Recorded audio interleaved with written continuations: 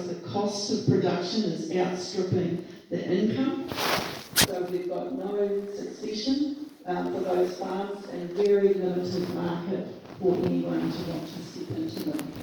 So we have got a problem where the farmer wants to exit, and the only ones that are going to buy those farms are pine tree growers, because they can milk the carbon system to get carbon credits without actually having to look after the trees. And I saw a perfect example of that in the Wairarapa. Beautiful rolling hill country, massive sheep farm, covered in seedlings.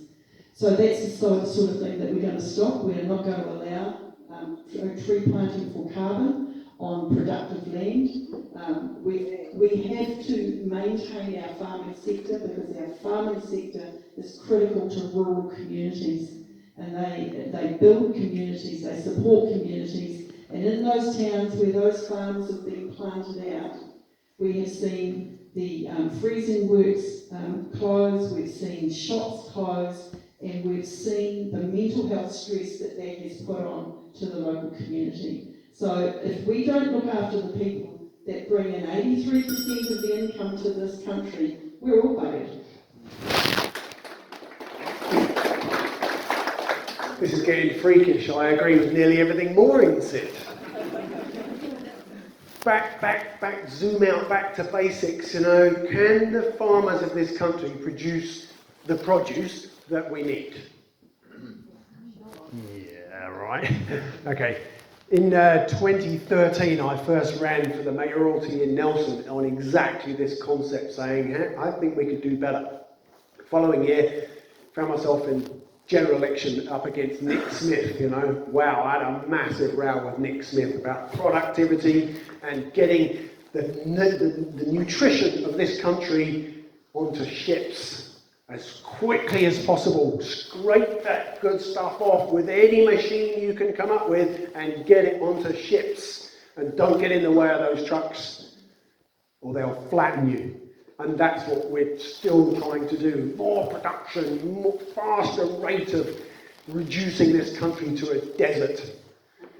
And it will never be enough, will it? Look at the phenomenal, I'm just thinking about it now. Since 10 years ago, when I started with exactly this argument, we've got drones on farms now, we've got automated milking sheds.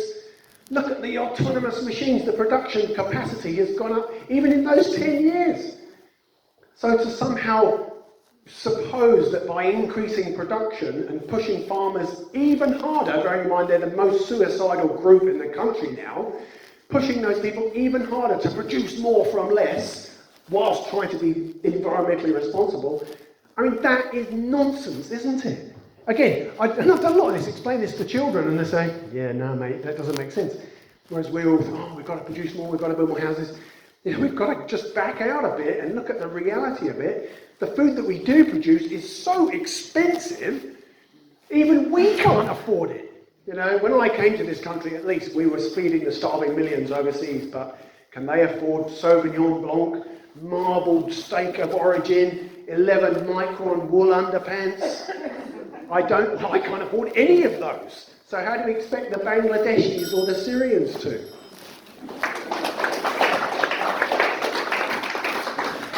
Farm systems in our country started off clovers and ryegrasses.